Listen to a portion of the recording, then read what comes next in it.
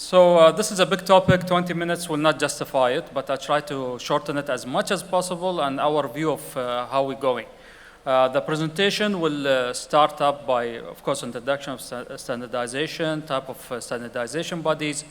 Then we're going to shift to what's called the Safe City, Smart City initiative. So how can this develop?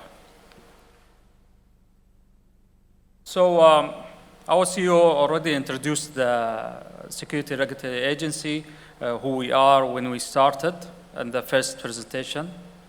So I'll jump directly to the index. So definition of standardization, what is it? Security system standardization, bodies, security system future, where we are going. We had standardization for a long time, but where is it heading to? That's very important. Policies to standards. That's a different topic, and the 3 pillars of security industry regulation. So the definition, standardization is a process of implementing and developing standards based on consensus of different parties, include firms, users, interest groups, standards, and the ability to do a compatibility, interoperability, safety, reliability, or quality and continuity of any system. Of course, I got that from Wikipedia, but the explanation, let me put Wikipedia here. The explanation is different from each region to another. The explanation is different from each legislation body than the other. What is the first standard that humans used is weight and length. Humans require some guideline to go so they can intercommunicate with each other, so they have mutual understanding. And that's what we are heading to in the systems. So security system standardization. We have ONVIF. ONVIF, Open Network Video Interface Forum, everybody knows it in the industry. They did a great job of standardizing basic functions of security systems. But why it came up? Same as TETRA MOU, same as GSM MOU. Everybody remembers, I remember, the telephones which you take to the telecommunication company to reprogram it, then later on SIM card came, now eSIM came. It won't be able unless there's a standardization for that one. ONVIF, what happened when the IP system were introduced? What happened? It was all closed system. So the investors and all the, what we call investors, even security company providers, were stuck, were unable to develop, were based on a very closed environment, which you cannot develop. Everybody knows when you have a very closed environment, you cannot develop. So you have to standardize it. So ONVIF came up and standardized the security industry or the IP environment.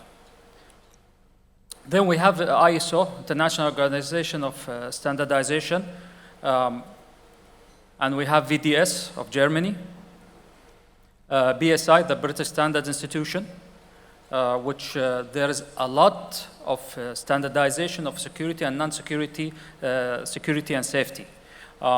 Some of the things from SIRA law, we driven out of BSI, actually. But for the last law, we went to another direction, which is our standardization. Why? Because our environment is totally different than the British environment. So we have to somehow adopt, then adjust and cope. And we have ANSI and SIA, American National Standard Institute, and Security Industry Association, NFPA, National Fire Protection Association. They are in safety. I don't know what they are doing in security, but they are in security now. These are small examples of what we have here in security system standardization bodies. But where the security system futures is going, where we are heading. So before we go to that one, in security system standardization, one of the most important things that we have is type approval. We have a lot of unbranded merchandise in the market, as the CEO mentioned, that cause a lot of issues on the long run. I know that always salesmen hate me to say that, But salesmen, they sell and forget, and they don't care what's happening later on, the continuity of systems. The only continuity systems that we saw are well-known manufacturers. They support you till the end, till your system goes out of service. And they give you an option of upgradation. But the thing is that each salesman KPI and bonus depends on what he sells. He doesn't care what happens later on. So that's a big issue there. So where the security system going? Open platform. Open platform is interoperability or interconnectivity of systems to each other. That's very important. Then application-based systems. We have a lot of virtuality of security systems, especially the server-based systems. So they are virtualizing it. There's a big debate of security system on cloud, and that's virtualization, some kind of virtualization. But there is a lot of aspects. As my colleague said in security, most of the people are in security, in cybersecurity, are thinking cybersecurity is a software, it's a firewall, it's a switch. No, it's a good practice of security. Even ourselves, as security professionals, you have to be very careful of what you do, what information you disclose. We have what's called the social security, and they can hack you through it. So if we're going to have such a virtuality, you don't know what's happening. Things are getting out of your control. So we are heading to there, but not matured yet. Bear that in mind. There's a lot of question going on that why don't we go cloud-based? Why we don't do that? The only thing I see that cloud-based is good is for the telecommunication companies to be happy. That's it. So we'll talk about that one. We can have a compromise of both. We can't compromise. We can hybrid any system. The systems that are successful now are hybrid open platform systems that are able to connect to any system, and they are hybrid. So you are not limited to a certain technology. Okay, as SIRA, as the legislators, we don't think as a company. We think as a legislator, and we are thinking on a broad perspective of what we can do, and we want to justify, like you say, all the parties or stakeholders' requirements. So that's why in our law you see minimum requirement, minimum requirement. We are putting minimum requirement to justify or serve the purpose of security systems, which is preventative security. You have to be proactive in security, not a reactive in security. Reactive is already too late. So you have to be proactive. And justifying the expense for proactiveness is always very hard. That's a very, very hard job to do, is that. So the investors come to us. I'm getting out of the subject because it's all interlinked. So investors come to us. Why do I have to spend? That's the first question comes to us. In Dubai, we say we have a legislation. You have to spend because the legislation says that. But some of them come in and they are very interested to spend more on security because they know without security, they cannot have business. Without business, they doesn't have any money. And that's what the salesmen never think about it. Salesmen don't think about long-term relationships. They think about sell and forget. Then the maintenance guys will take care of everything. Sorry, salesman, but I always say that. Okay, interconnectivity. Security system future is interconnectivity. ONVIF did a great job of that one. And we have a lot of APIs which are being developed for system security. As I mentioned, APIs, but increased use of analytics or smart camera or AI. I put them all in one line. I didn't separate them because they are the same thing. There is a lot of definitions of analytics, smart camera, and AI. Okay, everybody says something. I think AI is a buzzword. That's my personal opinion, and everybody knows about it because we haven't reached the maturity of AI as the definition of security. We have analytics, we have smart cameras. Unfortunately, even smart cameras is not defined right now the right way. Every company or every salesman defines smart camera as he wants. I can even stick on this box a sticker saying smart, and I start selling it more expensive. And I give it a different model range. I know one company which is doing that. They are here. Okay. Yeah, I know. Without mentioning the name, of course. So, so analytics. Analytics, they are, according to our experience, are two types of analytics. There wasn't any definition of analytics. Analytics, we have very basic analytics, which is trip line, motion detection, and everything. But we have the other than that one, which is advanced analytics, which has facial recognition. That's considered as advanced. Body motion and identification by object. Why? Because each company produces its own fingerprint or their own algorithm, which produces their own fingerprint. So we don't have any possibility of interconnectivity because each one of them has their own way of taking the scene and converting it to metadata. So that's a big issue there because when you have a closed system, you don't have what's called competitiveness. When you don't have competitiveness, the prices go up. When the prices go up, the investors will never be able to do it. If, as a legislator, we start doing it. So that's our methodology. If we have competitiveness, we have a good experience in that one, in the ANPR project that we did, that will cause the prices go down. Everybody can do it. And the development of the systems would be much better. As you know, facial recognition from Asia doesn't work here and doesn't work in USA because the facial features are totally different. So we had these things coming in, and some companies are willing to do a POC just to collect that data and learn their engine. Okay, why I don't call it AI? Because that engine, somebody has to sit and tell them, you have to do that. It didn't think by itself. You have that feature, that distance, and you profile it that one, and that's an Asian. That's a dark-skinned person. Then it's not an AI. It didn't reach that level yet. But although I've seen a lot of behavior analysis analytics that is possible to be called AI now. It wasn't being called, but now it's going based on history of the location of the scene, and it predicts. And you have to enter in it, which is being used in some malls in Dubai, and you have to enter in it public vacations. You have to enter in it a lot of information. Why? Because the profile of prediction changes according to the crowd, which is a crowd management system. The only entity that can have and say AI is Google. Why? Because they have enough bundle of information, and they have a lot of information that support their AI, same as human. Humans take information, process it, teach him, then he can think by himself. The only people who have that amount of information is Google. Emerging and merging of safe and smart cities.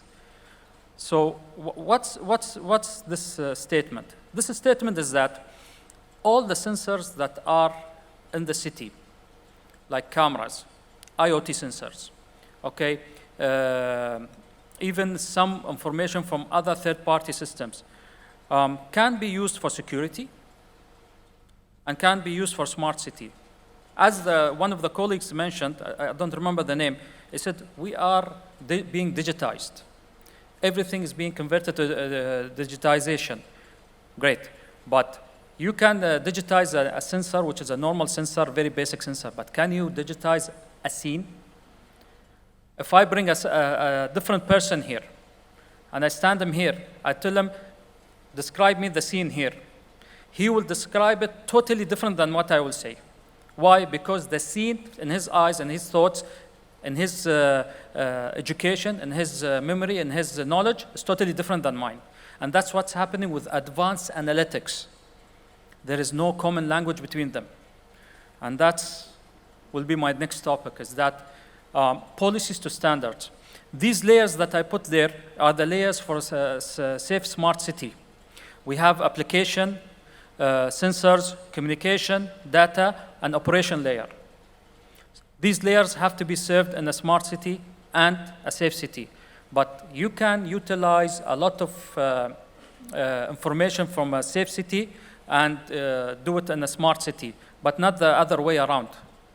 As you know, people are, because of, يعني, I will not thank the movies, because a lot of people are getting afraid to these systems.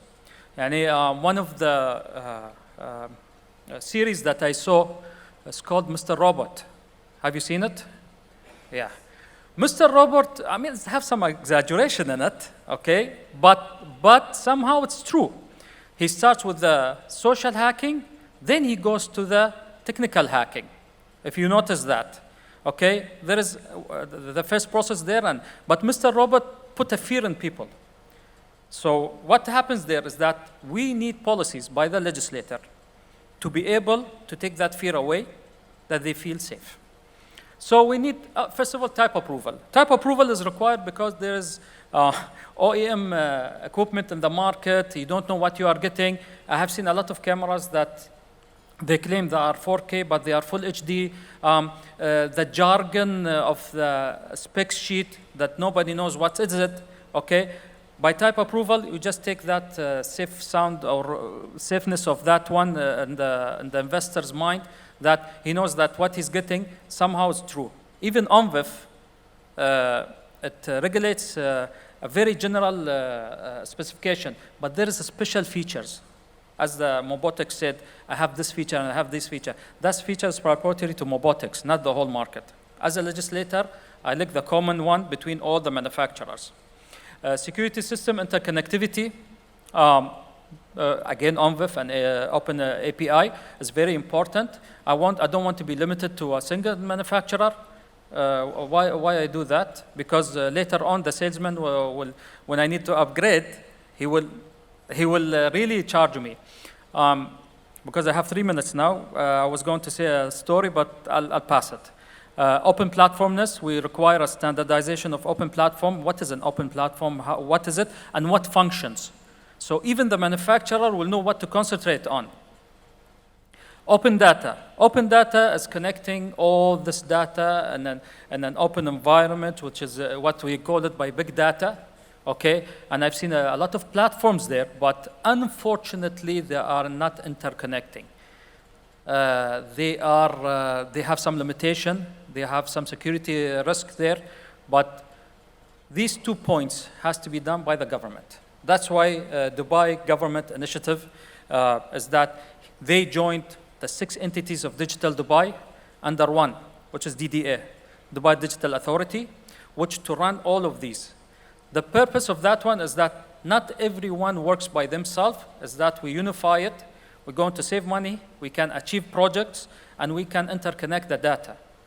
So if I want the data from a certain entity, I can get it. A different entity, I'm going to get it.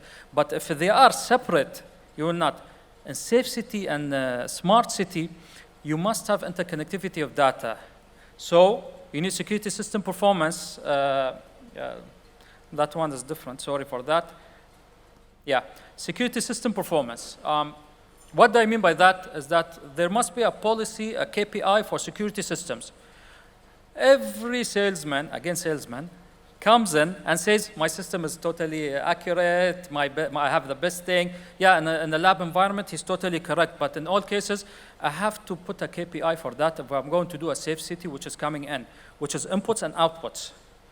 If I'm going to get a certain inputs, I'm going to have to get a certain output to measure the performance. So here, mainly, I'm concentrating on facial recognition. Okay, we have NIST, and you can see the NIST list, they have 20 tests, and the ranking is going up and down. I cannot change the system every 1 month. I don't have that much of money to do it. So we have to put some KPI that they must have some kind of contract obligation there. And they will have the continuity and data security. Of course, there is one thing I forgot to put here, I just remembered, is that privacy policies, is that freedom of data. We have an open data policy, but who determines what to be given out, what not? Data is a sword, it's a two-edged sword, like a car. So data security or data usage, that's very important to know who can use those data. Because you can collect data, okay, which is the hardest part in any safe city or secure city, but the outputs is very important. My time is up, but this is the end of my presentation. Final is that for a safe city and smart city, there is 3 pillars: legislation, technical requirements, and licensing and administration. If you are not legislated to do that, nobody will do it. That's based on experience.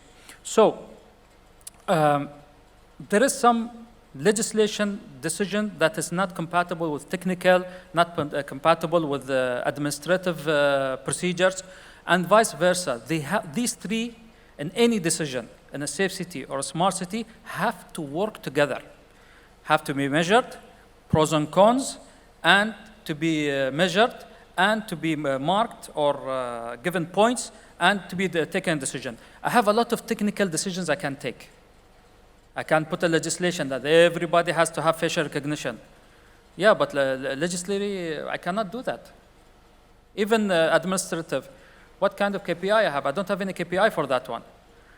Our job as SIRA is to protect the users and security service providers. We are doing both jobs. So our decisions on these 3 pillars have to serve both, not just us.